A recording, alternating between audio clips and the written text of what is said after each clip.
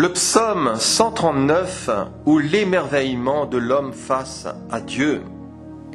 Le psaume 139 attribué au roi David est une prière d'émerveillement. Et dans cette prière d'émerveillement, le psalmiste nous parle premièrement de l'omniscience divine, du verset 1 à 6. Deuxièmement, il nous parlera de l'omniprésence divine, du verset 7 à 12. Troisièmement, il nous parlera de l'omnipotence divine, du verset 13 à 18. Et finalement, nous verrons la position de David face à cette sphère divine, du verset 19 à 24. L'omniscience divine, c'est-à-dire que Dieu connaît tout. Et dans ce psaume 139, au verset 1, David dira: Éternel, tu me sondes et tu me connais. Tu sais quand je m'assieds et quand je me lève. Tu pénètres de loin ma pensée. Tu sais quand je marche et quand je me couche, et tu pénètres toutes mes voies. Car la parole n'est pas sur ma langue que déjà, ô Éternel, tu la connais entièrement. Tu m'entoures par derrière et par devant, et tu mets ta main sur moi.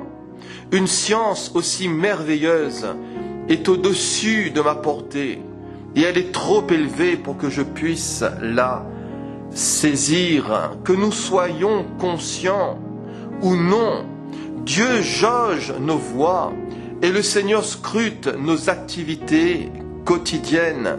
En réalité, le Seigneur sonde tout être humain, tout individu. Il sonde les hommes et les femmes, et dans le grec, il y a cette notion d'explorer. Dieu va au plus profond de l'individu, dans le fond de ses entrailles, dans ses tripes. Le Seigneur pénètre, il connaît à fond. Et au verset 5, le psalmiste dira qu'il m'entoure par derrière et par devant. Le Seigneur protège. Et Dieu utilisait les circonstances pour limiter les actions de David. Dieu connaît tout. Et cher ami, qui que tu sois, ne pense pas que tu puisses éviter Dieu. Toi qui m'écoutes, cher ami, ne pense pas que tu pourras indéfiniment l'esquiver. Non, tu te trompes.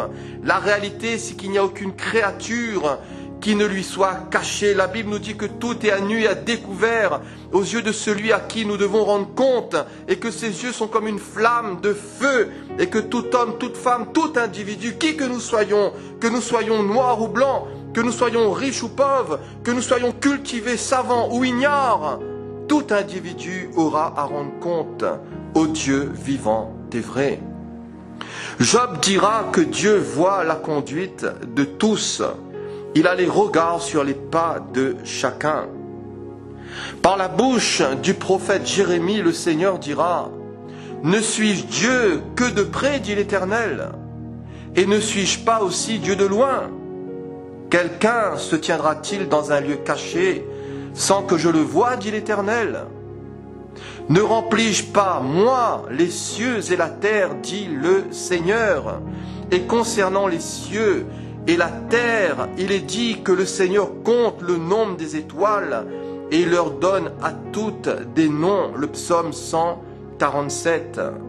Concernant les cieux et la terre, il est dit que tous les animaux des forêts sont à moi, sont au Seigneur, que toutes les bêtes des montagnes par milliers, je les connais, je connais tous les oiseaux des montagnes, et tout ce qui se meut dans les champs m'appartiennent. Le psaume 50, verset 11. Le Seigneur connaît tout, et le Seigneur connaît tout dans les moindres détails. Et même les cheveux de notre tête sont tous comptés. Dieu connaît l'extérieur et l'intérieur. Et le Dieu fait chair, le Dieu qui habitait parmi nous plein de grâce et de vérité, le Seigneur Jésus-Christ, Yeshua Mashiach, notre Sauveur, notre Adon, notre bien-aimé, il n'avait nullement besoin qu'on lui rende témoignage d'aucun homme, car lui-même il savait ce qui était dans l'homme. Souvenons-nous dans Marc chapitre 10 de ce récit de ce jeune homme riche Et comme Jésus se mettait en chemin, un homme accourut et se jetant à genoux devant lui, « Bon maître, lui demanda-t-il, que dois-je faire pour hériter la vie éternelle ?» Jésus lui dit, « Pourquoi m'appelles-tu bon? Il n'y a de bon que Dieu seul. » Jésus ici ne remettait nullement en cause sa divinité. Bien au contraire, Jésus confirme ici sa divinité. Et notez avec moi que cet adjectif « bon », ici on le retrouve en 3 fois. Verset 17, « Bon maître ». Verset 18, « Pourquoi m'appelles-tu bon? Il n'y a de bon que Dieu seul. Le Père est bon, le Fils est bon, et le Saint-Esprit est bon, puisque c'est un seul Dieu, c'est le Dieu unique, manifesté en 3 personnes. » Question, ce jeune homme riche était-il prêt à reconnaître la divinité de Jésus-Christ? Était-il prêt à le suivre? Non, il ne l'a pas suivi. La religion la plus scrupuleuse ne suffit pas pour donner le salut. Et au verset 19, Jésus dira à ce jeune homme riche, « Tu connais les commandements. Tu ne commettras point d'adultère, tu ne tueras point. Tu ne déroberas point, tu ne diras point de faux témoignages. Tu ne feras tort à personne. Honore ton père et ta mère. » Il lui répondit, « Maître, j'ai observé toutes ces choses dès ma jeunesse. » Un homme ici nickel, un homme extérieurement exemplaire, à vrai dire un homme presque parfait. Jésus était attentif aux besoins de cet homme et la Bible nous dit que Jésus l'aima. Et dans son amour, Jésus allait explorer cet homme. Jésus allait viser dans le mille. Il avait vu dans le tréfonds de cet individu et dans le cœur de cet homme, il avait détecté un problème. Et son problème, c'était tout simplement l'amour de l'argent, l'amour des richesses et l'amour des biens. Au verset 21, Jésus lui dira, « Il te manque une chose. Va, vends tout ce que tu as, donne-le aux pauvres, et tu auras un trésor dans le ciel, puis viens et suis-moi. » Contrairement à ce qu'il prétendait, et contrairement à ce que ce jeune homme riche prétendait, Jésus allait le dévoiler, et Jésus allait le révéler. Et loin d'être irréprochable, cet homme était idolâtre et affligé de ce que Jésus lui avait dit. La Bible nous dit qu'il s'en alla tout triste, car il avait de grands biens. Si Dieu, premièrement, est omniscient, c'est-à-dire qu'il connaît tout. Deuxièmement, Dieu est omniprésent, c'est-à-dire qu'il est partout et en même temps. Et dans ce psaume 139 au verset 7, le psalmiste dira, « Mais où irai-je loin de ton esprit ? Et où fuirai-je loin de ta face ? Si je monte aux cieux, tu y es. Si je me couche au séjour des morts, t'y voilà. Si je prends les ailes de l'aurore et que j'aille habiter à l'extrémité de la mer, là aussi ta main me conduira et ta droite me saisira. Si je dis au moins les ténèbres me couvriront, la nuit devient lumière autour de moi. Même les ténèbres ne sont pas obscures pour toi. La nuit brille comme le jour et les ténèbres comme la lumière. » Le psalmiste déclare ici que partout où il va, Dieu s'y trouve. Où irai-je loin de ton esprit et où fuirai-je loin de ta face? Comment fuir Dieu? Pensons à la fuite inutile de Caïn, meurtrier de son frère Abel. Comment fuir Dieu? Pensons à Jacob, cheminant de ruse en ruse, toute une partie de sa vie. À Péniel, Dieu l'arrêta, et en une nuit, il changea. Dieu a fait de lui une nouvelle personne, un nouvel homme. Pensons aussi à Jonas, le prophète récalcitrant qui allait prier Dieu dans le ventre du poisson, et il dira, mais dans ma détresse, j'ai invoqué l'Éternel. Oh, j'ai prié Dieu et il m'a exaucé dans ma détresse, du sein du séjour des morts. J'ai crié, tu as entendu ma voix, Seigneur, tu m'as fait remonter vivant de la fosse. Éternel, mon Dieu, comment fuir Dieu? Au verset 12 de ce psaume 139, même les ténèbres ne sont pas obscures pour toi. La nuit brille comme le jour et les ténèbres comme la lumière. Pour Dieu, la nuit est aussi claire que le jour. La nuit et le jour sont identiques. Et le Seigneur demeure le même. Il n'y a en lui aucune ombre de changement ou de variation. Il est le même hier, aujourd'hui et éternellement. Et quelles que soient les circonstances de notre vie, si pour nous c'est noir, si pour nous c'est perdu d'avance, si pour nous c'est chaotique, si pour nous c'est difficile, compliqué, cela n'est pas pour lui. Et comme dira un serviteur de Dieu, pour le Seigneur un rhume et un cancer, c'est la même chose. Le psaume 139, ou l'émerveillement de l'homme face à Dieu. Si ce psaume nous parle premièrement de l'omniscience divine, si deuxièmement ce psaume nous parle de l'omniprésence divine, troisièmement ce psaume nous parle de l'omnipotence divine, c'est-à-dire que Dieu est tout-puissant. Et au verset 13 de ce psaume 139, David dira, c'est toi qui as formé mes reins. C'est toi qui m'as tissé dans le sein de ma mère. Je te loue de ce que je suis une créature si merveilleuse. Tes œuvres sont admirables et mon âme le reconnaît bien.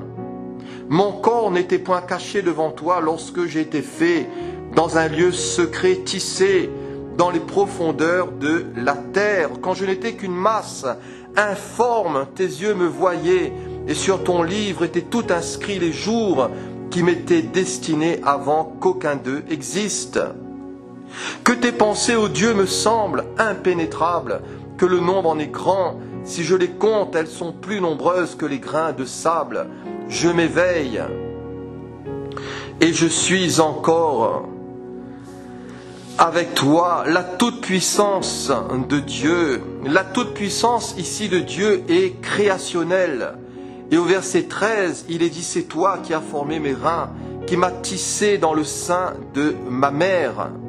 Job dira dans son chapitre 10, tu m'as revêtu de peau et de chair, tu m'as tissé d'os et de nerfs, tu m'as accordé la grâce avec la vie, tu m'as conservé par tes soins et sous ta garde. Alléluia!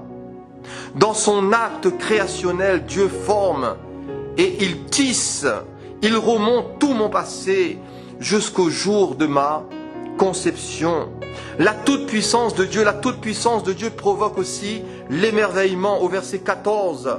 Le psalmiste dira, je te loue de ce que je suis une créature si merveilleuse. Tes œuvres sont admirables et mon âme le reconnaît bien. Quand est-ce que tu finiras par arrêter de te rabaisser? Cher ami, toi qui m'écoutes, quand est-ce que tu finiras par arrêter de te dénigrer?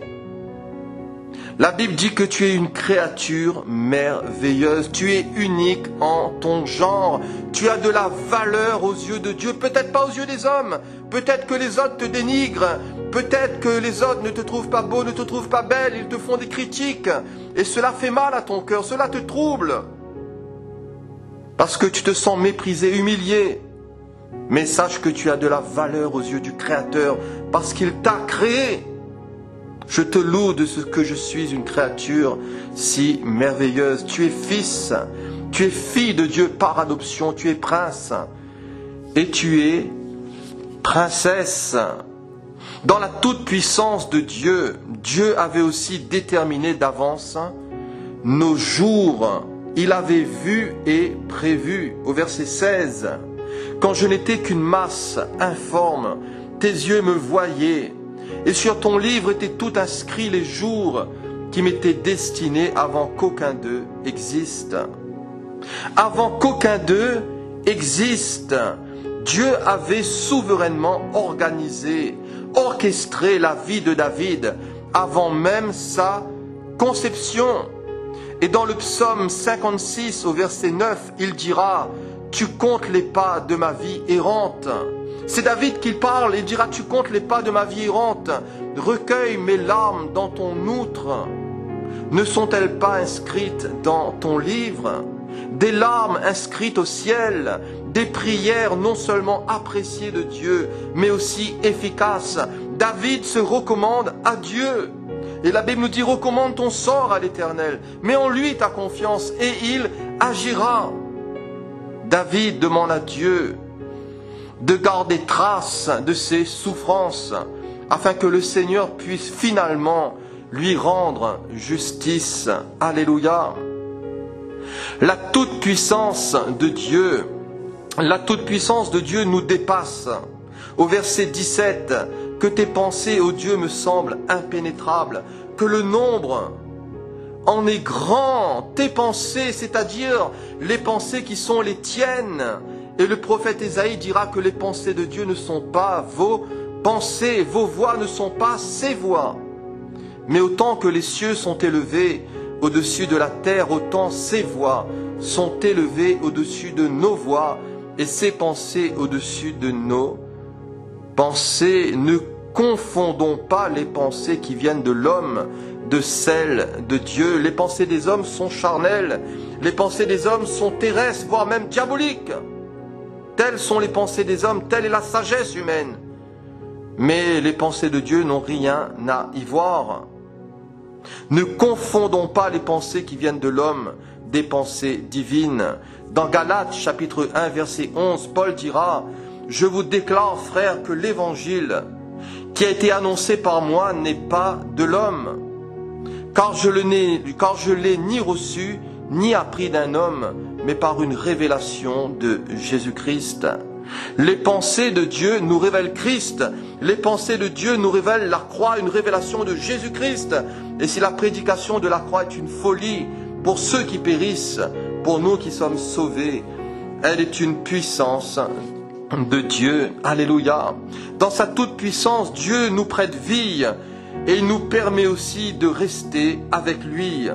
Au verset 18, je m'éveille et je suis encore avec toi. Alléluia. Je m'éveille et je suis encore avec toi. Soyons fidèles au Seigneur. Ayons hâte chaque matin de le rencontrer.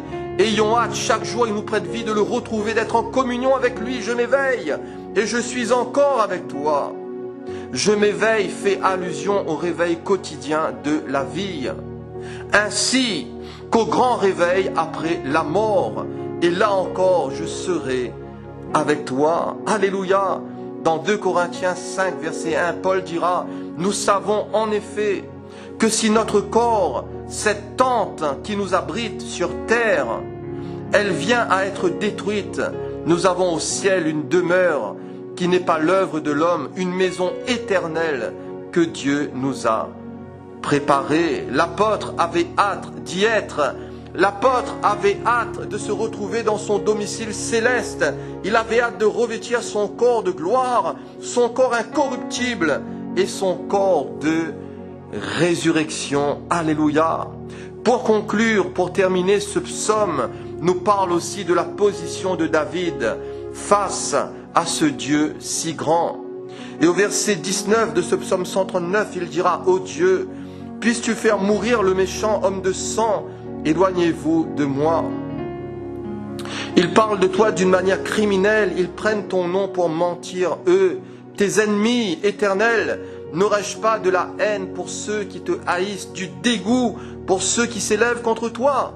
Je les hais d'une parfaite haine, ils sont pour moi des ennemis. Le zèle de David pour son Dieu s'exprime ici par sa haine du mal. Le zèle de David pour son Dieu s'exprime ici aussi par son rejet, son dégoût des blasphémateurs et par sa soif de justice. Et c'est Dieu qui fait justice. À moi la vengeance, à moi la rétribution, dit le Seigneur. Et le Seigneur use de patience envers les hommes. Est-ce la mort du pécheur que je désire? Non. Mais le désir de Dieu, c'est que les hommes se repentent, qu'ils changent leur voie, qu'ils amendent leurs actions, qu'ils mettent un terme à leurs péchés, qu'ils se convertissent et qu'ils abandonnent leur vie idolâtre et leur vie de péché. Jésus, lui, nous demande même de prier pour ceux qui nous font du mal.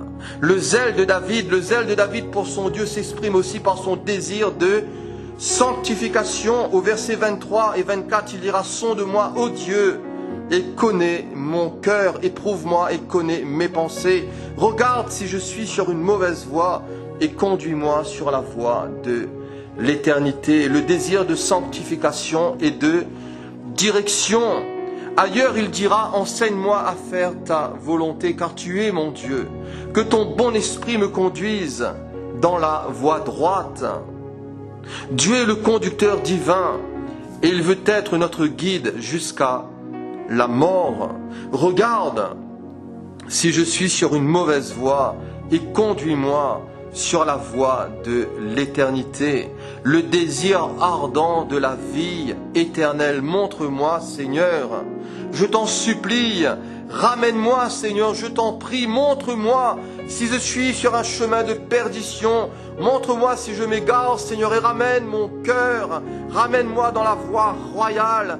Ramène-moi dans l'enseignement du Christ. Seigneur, si je m'éloigne, si je suis un peu stupide, si je suis un peu fou, un peu folle, si je me laisse séduire, Seigneur, parle à mon cœur. Accorde-moi des convictions internes. Accorde-moi la repentance. Ramène mon cœur vers toi, mon bon berger. Invitons toujours le Seigneur à continuer à nous sonder. Invitons toujours le Seigneur à continuer à nous éprouver et à extirper de notre cœur toute forme de mal, toute forme de péché, toute racine d'amertume, tout manque de pardon, toute forme d'impiété, toute forme d'injustice et d'iniquité. Seigneur, sonde-moi, éprouve-moi, épure-moi, lave mon cœur, sanctifie mon âme, Seigneur, extirpe du tréfonds de mon être toute forme d'injustice et de souillure, afin de nous préserver de toute chute et que nous puissions ainsi paraître debout devant le Seigneur lorsqu'il paraîtra. Alléluia! Que le Seigneur vous bénisse, que le Seigneur vous fasse du bien par ces quelques paroles. Soyez renouvelés, soyez encouragés. Le Seigneur revient bientôt. Préparons-nous, tenons-nous sur nos gardes, soyons vigilants. La trompette va bientôt sonner. Alléluia, Maranatha. Maranatha, viens Seigneur Jésus. Amen.